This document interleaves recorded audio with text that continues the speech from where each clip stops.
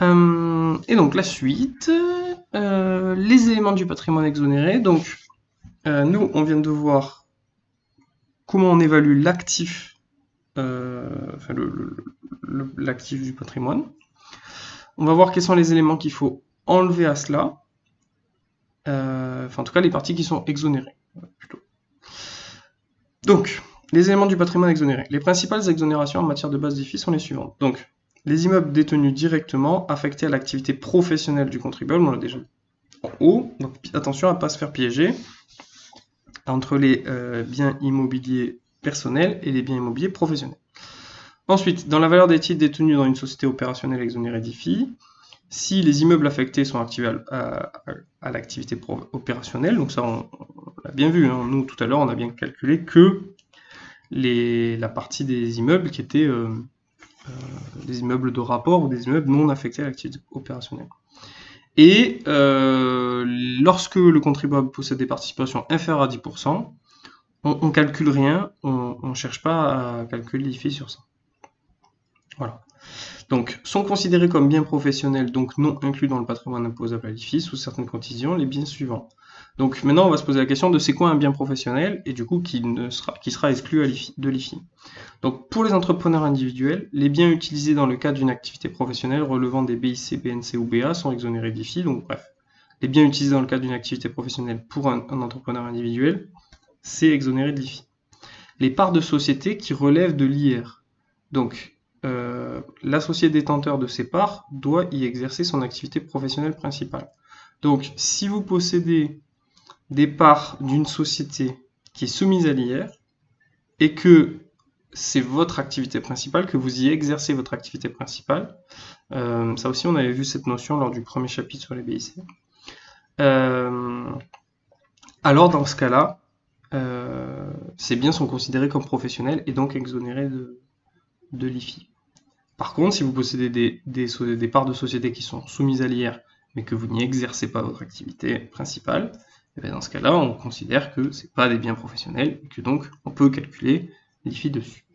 Ensuite, la valeur des parts ou actions des dirigeants de sociétés qui relèvent de l'IS. Alors, maintenant, c'est une nouvelle, encore une nouvelle chose. Pour une société qui est soumise à l'IS, pour le dirigeant, il y a des règles là. Donc, c'est quoi les règles pour être exonéré à l'IFI, en tout cas que la part immobilière de cette société soumise à l'IS ne soit pas soumise, ne revienne pas agrandir l'IFI de la personne. Donc il faut que donc, cette société soit soumise à l'IS, premier point. Le détenteur doit exercer une fonction de direction, donc il faut être le dirigeant de cette société, et retirer de ses fonctions de direction plus de 50% de ses revenus. Donc il faut que 50%, il faut que cette activité génère 50% de ses revenus et le redevable doit détenir 50% au moins des droits de vote attachés au titre immobilier. Donc posséder au moins 25% de la société. Alors les droits de vote, c'est pas tout à fait pareil, mais voilà, gardez en tête ça. Donc ces trois conditions qui permettent de considérer que le patrimoine de cette société sont du patrimoine professionnel et donc n'ont pas à être imposés à l'IFI. Que la société soit soumise à l'IS, que soyez le dirigeant, que vous en tiriez la majorité de vos revenus et que vous possédiez au moins un quart des droits de vote. Ça, c'est pour la société soumise à l'IS. Pour les sociétés soumises à l'IR, il faut y exercer son activité principale. Et pour les entrepreneurs individuels, il faut que ces biens y soient utilisés dans le cadre de l'activité. Donc voilà, ça c'est les éléments qui vont être exonérés du patrimoine, mais globalement c'est toujours la même règle, hein. Vous avez vu, c'est lié à l'activité professionnelle, lié à l'activité opérationnelle. Alors il y a l'histoire de être en dessous de moins 10% de possession, et après il y a être lié à l'activité professionnelle, être lié à l'activité professionnelle principale, et que ce soit, ça représente 50% de vos revenus et que vous possédiez 25%, en gros que ce soit votre activité professionnelle. D'accord ? Donc, par exemple ici, donc, les époux grands vous sollicitent afin de les aider à déterminer le montant de leur patrimoine susceptible. Donc, leur maison d'habitation principale d'une valeur de 900 000 euros. Alors, si la maison principale a une valeur de 900 000 euros, il ne faut pas oublier la décote de 30%. Donc, du coup, on va l'évaluer à 630 000 euros pour le calcul de l'IFI. Des appartements qui donnent en location pour 920 000 euros. Les appartements loués, il ne faut pas oublier la décote de 20%. Donc on va les évaluer à 736 000. Ensuite, les titres de la SA terme, bon ça on l'a vu tout à l'heure, c'est 1,4. Et en plus de ça, alors ils sont associés d'une SA soumise à l'IS, dont ils détiennent 23% des parts évaluées à 720 000 euros. Alors s'ils détiennent 23% des parts, je pense que c'est peut-être pas la peine de continuer à dire le truc. Enfin non, si justement ça vaut la peine de continuer à lire le truc, pardon. Ça veut dire qu'ils sont en dessous, donc je remonte, de la limite des 25%, donc ça veut dire qu'on ne peut pas exclure ces parts de sociétés soumises à l'IS, puisque c'est pas leur activité principale. Donc il va falloir évaluer effectivement combien ça fait d'immobilier dans ces parts. Donc ils possèdent 23%. Des parts qui sont évaluées à 720 000 euros. Donc bon, là, nous, on n'aura pas se poser la question. Ok, ils possèdent pour 720 000 euros. L'actif de cette société anonyme est évalué à 1 million, dont 200 000 de biens immobiliers non affectés. Donc ça nous fait 200 000 sur 1 million, ça nous fait 20% de ratio immobilier, et donc 720 000 fois 20%, et donc on estime que en part immobilière, ça fait 144 000. Et donc à la fin, on a une valeur patrimoine brute de 2 910 000. À cela, il va falloir enlever le passif déductible. Le passif déductible, globalement, ça va être les dettes que vous avez sur ces biens immobiliers. Donc le passif déductible, l'IFI est calculé sur la valeur nette du patrimoine immobilier, donc diminué des dettes immobilières. Exemple de dette déductible, donc vous avez le capital restant dû des emprunts immobiliers contractés pour l'acquisition de biens taxables, donc l'emprunt que vous avez fait pour acheter votre maison, vos appartements que vous mettez en location, etc. Dépenses de réparation, d'agrandissement, d'amélioration de l'immobilier, donc toutes les dépenses qui sont liées à ces biens immobiliers, la taxe foncière, les taxes locales, etc. Et, alors ça c'est la partie calculatoire un peu bizarre, l'IFI théorique. J'arrive pas à surligner, mais l'IFI théorique. Donc c'est-à-dire qu'une fois qu'on connaît le patrimoine net à imposer, on l'applique une première fois le barème, ça nous donne un IFI qu'il faudrait payer, ça on l'enlève au patrimoine net qu'on va imposer, et donc on recalcule une deuxième fois. Donc il y a une première fois on calcule l'IFI théorique, et une deuxième fois on calcule l'IFI réel. Donc pour que toutes ces dettes-là, enfin en tout cas pour que cette dette par exemple du capital restant dû sur les emprunts immobiliers soit valable, il faut qu'elle existe au 1er janvier N, il faut qu'elle soit contractée par le redevable ou un membre de son foyer fiscal, enfin voilà, la dette elle soit en lien avec les personnes qui sont imposées, et être relatif aux actifs imposables à proportion de la fraction de la valeur imposable. Qu'est-ce que ça veut dire? Ça veut dire que vous pouvez effectivement être endetté, mais pour avoir acheté par exemple votre maison principale, enfin votre résidence principale, mais vous avez vu, il y a un abattement de 30%. Ce qui fait que par exemple, pour acheter une maison qui vaut 1 million, vous avez emprunté 1 million. Bon, c'est pas tout à fait réaliste, mais sauf que la maison, elle, pour l'IFI, elle est évaluée à 700 000 puisque vous avez l'abattement de 30%. Et donc vous pouvez pas enlever 1 million de dettes. Vous pouvez le limiter que à proportion de la fraction de la valeur imposable. Donc vous allez pouvoir en retirer que 700 000 d'emprunt à votre actif pour connaître votre patrimoine net. Donc donc voilà, enfin, en tout cas, les dettes sont limitées à la valeur évaluée de l'actif. Toutefois, concernant la résidence principale, les dettes afférentes sont déductibles en totalité à condition de ne pas excéder 70% de la valeur vénale de l'immeuble. En résumé, le montant de l'emprunt déductible est limité à la valeur imposable de la résidence principale. C'est ce que je viens de dire. Donc, par exemple, une résidence principale est évaluée à 200 000 euros. Le montant des dettes emprunt plus taxe foncière est élevé à 95 000. Assiette imposable, c'est 200 000 euros fois 70%, c'est-à-dire les 30% d'abattement, moins 95 000, ça vous fait 45 000. Ça, c'est l'exemple facile. Exemple 2, une résidence principale évaluée à 300 000 euros. Le montant de l'emprunt, c'est 240 000. La dette sur la résidence principale excède 70% fois 300 000, soit 210 000. Donc le montant de la dette déductible, on ne va pas pouvoir appliquer les 240 000 de dette. On va devoir le limiter à 70% de 300 000. Et donc du coup, on peut appliquer que 210 000. Donc l'assiette imposable va être de 0, puisqu'on va faire 210 000 moins 210 000. En gros, un endettement sur un bien, peut pas, s'il est beaucoup plus grand que le bien en question, il peut pas faire baisser tout votre patrimoine net. Il peut s'appliquer que sur un bien et, euh, et ainsi de suite. Donc au final, votre patrimoine net imposable, c'est l'actif imposable moins les passifs déductibles relatifs au bien imposable. Donc ensuite, il y a un premier calcul, c'est le calcul de l'IFI théorique à partir du patrimoine imposable. Et à ça, donc le patrimoine net, on y enlève l'IFI théorique. Et là, on a le patrimoine net vraiment imposable, auquel cette fois, on va refaire un coup de calcul du barème pour obtenir le vrai IFI. Attention, voilà, les dettes portant sur des biens exonérés d'IFI ne sont pas déductibles, donc attention à ne pas tomber dans les pièges. Donc, on avait déjà vu plein de barèmes, voilà un exemple par exemple. Donc, fonctionnement de barème, vous montez doucement, vous commencez par le bas, le patrimoine. Les 800 000 premiers euros, ils sont imposés à zéro. Ensuite, donc là, cet exemple, c'est je sais plus quel montant on a pris pour cet exemple. Non, bah si, on a pris 1 350 000. Et donc, du coup, les 800 premiers 1000 euros, vous voyez, ici, ils sont imposés à 0%. Ensuite, entre 800 et 1,3 million, il y a 500 000. Et donc, ils sont imposés à 0,5%, donc ça fait 2500 euros.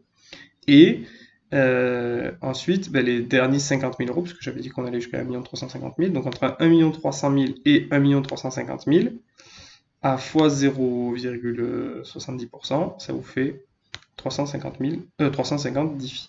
Donc ça vous fait pour l'instant un IFI théorique de 2850 euros. Mais à ça, on peut. Donc on va venir l'enlever au patrimoine net, moins l'IFI théorique, pour connaître le patrimoine net imposable, et on repasse un coup dans le barème. Avant de faire ça, il y a ce qu'on appelle. Enfin, non, c'est pas avant qu'on fasse ça. Il y a ça aussi à prendre en compte, pardon. Et justement, c'est important il n'y a pas d'ordre, c'est pas très important. Donc, pour atténuer l'effet de seuil, c'est-à-dire la différence entre quelqu'un qui aurait 1 250 000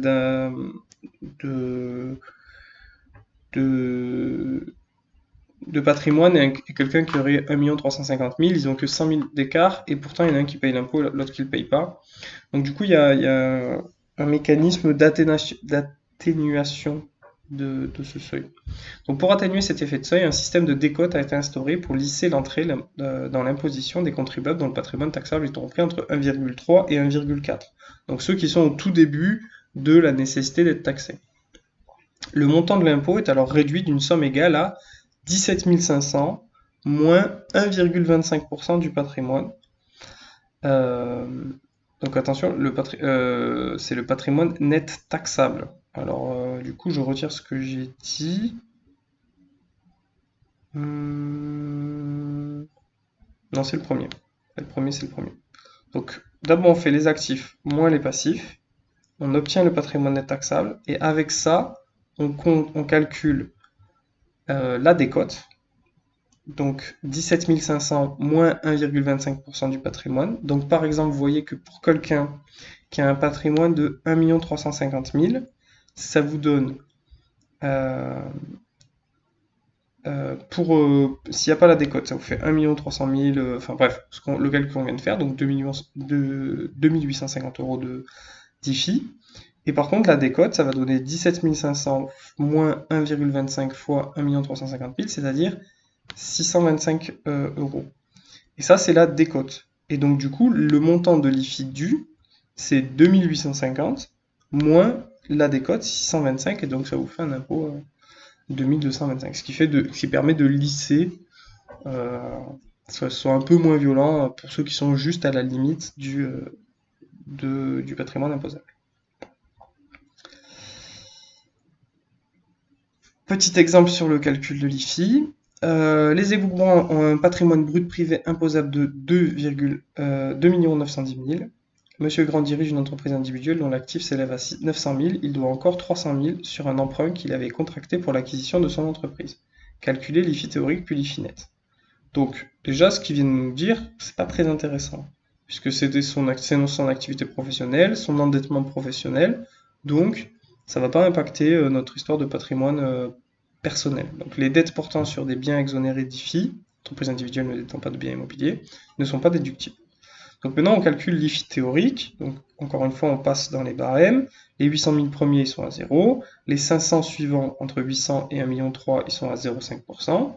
Les 1,2 million 70 000, ils sont à 0,7%. Et après, de 2 570 000 à 2 910 000, je ne sais plus combien ça fait, fois 1%, et donc ça nous donne 3 400. Donc ça nous fait un IFI théorique de 14 790. L'IFI se calcule en 2 étapes, puisque l'IFI théorique est déductible du patrimoine imposable. La valeur du patrimoine imposable s'établit alors à 2 910 000 moins cet IFI théorique, ce qui nous donne 2 895 210, et cette fois on repasse ce montant dans le barème, et donc cette fois ça nous donne un vrai IFI net de 14 642. Dernière étape de ce cours, donc, il y a certaines réglementations, enfin, certaines règles qui permettent de limiter, d'atténuer l'IFI.